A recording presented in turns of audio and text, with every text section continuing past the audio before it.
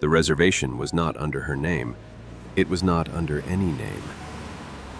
Table 4 at Calvino's on Friday nights had not required a reservation for Evelyn in 6 years, because 6 years ago, Marco had quietly removed it from the booking system and marked it simply as held, the way you hold something that belongs to someone even when they are not yet there. He had not asked permission to do this. The owner at the time, a man named Paul who had run the restaurant for 22 years and understood, without needing it explained, what certain tables meant, had seen the notation and said nothing. Paul had sold the restaurant 8 months ago. The new ownership group had sent a manager, then an analyst, then a report. The report said what reports about underperforming mid-tier restaurants usually said: declining covers, rising food costs, a loyal but aging and shrinking customer base, margins that had not been viable for 3 years and were not going to become viable. The recommendation was closure. The timeline was the end of the quarter. Owen Marsh arrived on a Friday evening in November to see the space before the papers were signed. He had done this before, walked a property before the final decision, not because he expected anything to change, but because he had learned, over 20 years of acquiring and closing restaurants, that the space deserved a final human assessment before it became something else. It was the closest thing he had to ceremony, and he did not call it that. He arrived at 7:15. He took a table near the back, ordered a glass of wine he did not particularly want, and opened his portfolio. He was reading the asset assessment when Evelyn came in. He did not notice her at first. The restaurant was perhaps a third full, a Friday in November, the numbers consistent with the report. He was aware of the door opening, of Marco moving from behind the service station toward the front of the room, of a brief exchange he could not hear. Then he looked up. Marco was leading a small woman in a pale lavender blouse to a table near the window. Table 4, which Owen could see from his angle, was the only table in that section with a reserved marker on it, which struck him as slightly unusual for a restaurant this empty on a Friday night. The woman moved through the room with the unhurried uprightness of someone entirely at home, not looking around to take stock of the other diners, not performing anything. She sat. She put her small navy handbag on the chair beside her. She looked out the window at the street for a moment. Marco returned to the service station and had a cup of tea on the table, already made, already the right temperature, already the right color, before she had finished looking at the window. She did not order it. He did not ask. She received it with a small nod that was not casual, that had the weight of something repeated so many times it had become its own language. Owen watched this. Then he went back to his portfolio. Before we continue, if you believe that faithfulness is its own form of grace and that showing up quietly for 9 years is one of the bravest things a person can do, please like this video, subscribe to Kindness Tales, and share this with someone who needs to believe in people again today. Her name was Evelyn Marsh, no relation. A coincidence that Owen would note later with a strange feeling he could not name. And she had been a 5th grade teacher for 31 years at the same elementary school, 4 blocks from the house she and her husband had bought in 1987. She had retired at 62, the year her husband was diagnosed. She had spent the next 2 years beside him in the specific way that people who have been married for 40 years are beside each other, completely, without making it about themselves, without requiring acknowledgement.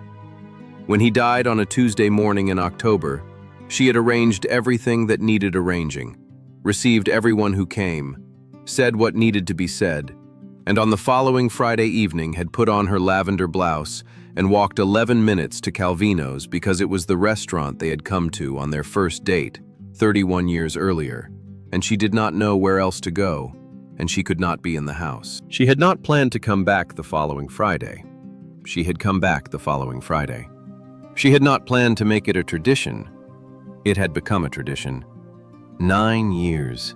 46 Fridays a year, accounting for travel and illness, and 1 February when the restaurant was closed for renovations, and she had stood outside the door for a moment before walking home. That was the closest she had come to not coming, standing outside a closed door and then walking home. She ordered the same meal every Friday, Not because the menu never changed. Calvino's had cycled through 3 chefs and 4 seasonal menus in 9 years, but because she had found, on the 3rd Friday, that what she wanted was not food but continuity. And the grilled salmon with the lemon caper sauce and the side of roasted vegetables was continuity, and she had ordered it every week since, adjusting only when a particular vegetable was unavailable, which she accepted without complaint. Owen had gone back to his portfolio. He had read 3 pages of the asset assessment.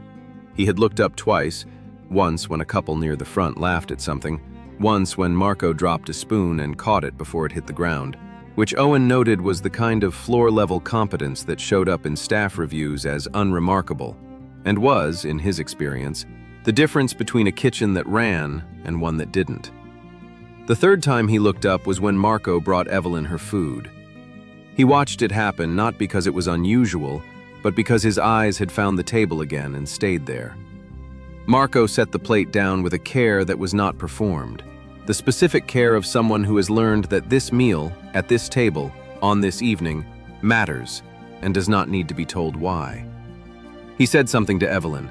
She said something back. Marco laughed, not the professional laugh of a server, the real one. He went back to the kitchen. Evelyn looked at her food for a moment before she began. She touched the gold bracelet on her left wrist briefly, the way you touch something when you want to confirm it is still there, and then she picked up her fork. Owen put down his portfolio. He told himself he was resting his eyes. He told himself he was giving the assessment a moment before the final section.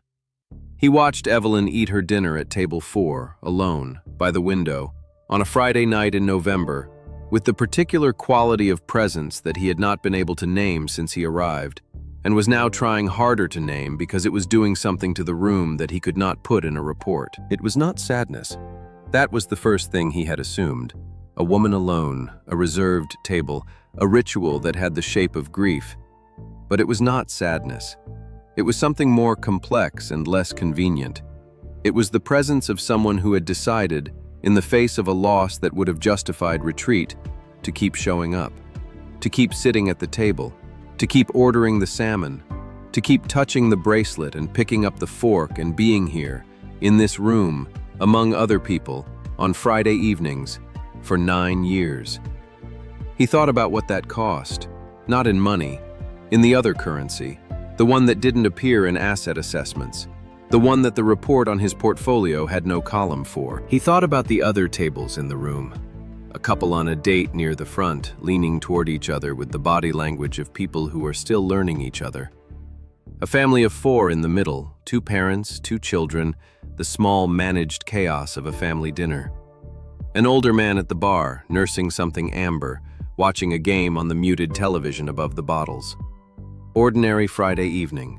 Ordinary lives touching for an hour or two in a room that had been holding them for 22 years. He thought about what this room would be in 4 months. Stripped, assessed for alternative use. The table by the window gone, the reserved marker gone. Marco somewhere else, carrying his competence and his real laugh into another restaurant that might or might not deserve them. He thought about Evelyn walking 11 minutes on a Friday evening in March to a door that was no longer a restaurant. He sat with his portfolio closed for 20 minutes. Then he opened it. He found the closure authorization. He looked at the signature line. His hands went still, the way they went still when he was doing something important. He did not sign it. He called his operations director that evening. He said, "Pull the Calvino's closure. I want a full operational review, staff retention, menu restructuring, local marketing, the community anchor assessment we use for neighborhood institutions." He paused. His director said, "The numbers don't support it." He said, "Run the review. The numbers don't have a column for everything that matters." His director was quiet for a moment. She said, "What changed?" He said, "I watched someone eat dinner." She did not ask him to explain. She had worked with him for 11 years, and she had learned that when his hands went still, something real was happening. The review took 6 weeks. The restructuring took 4 months. Calvino's did not close. It reopened after a 3-week refresh, new kitchen equipment, A revised menu that kept the grilled salmon with lemon caper sauce exactly as it was. A small investment in the kind of neighborhood marketing that reminded people a place existed and mattered. Marco received a raise that brought him to the salary he should have been earning for 3 years. He did not know why it happened when it did. He accepted it with the same equanimity he brought to catching falling spoons. Evelyn came on the first Friday after the reopening. The room was fuller than it had been.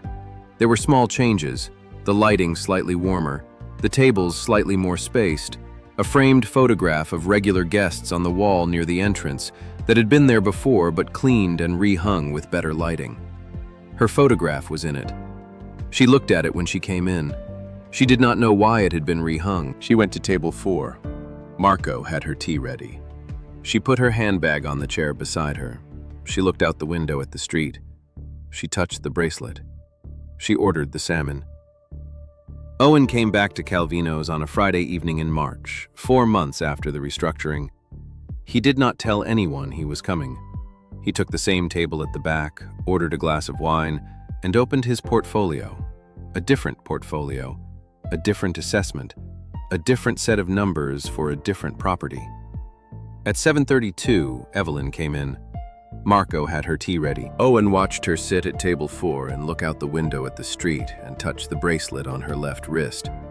He watched her receive her food with the same unhurried presence she had brought to this room every Friday for 9 years. He watched her eat her dinner among the other diners, the couples, the families, the man at the bar, in the warm light of a room that was still here because she had been here, without knowing it, without intending it, simply by showing up. He did not approach her. She did not know he existed. He closed his portfolio after a while. He finished his wine. He put on his coat. He left a note with Marco on his way out, a plain card with his name and a single sentence. "Thank you for taking care of this room." Marco read it after his shift. He looked at the name. He looked at the card for a long time. He put it in his pocket and went to reset table 4 for the following Friday. It would be ready. It was always ready. If this story moved you, please like this video, leave a comment, and share it with someone who needs to hear it today. Subscribe to Kindness Tales for more stories of courage, grace, and the small human decisions that turn out to matter more than anyone knew. And tell us in the comments, is there a place that feels like home because of the people in it, not the walls?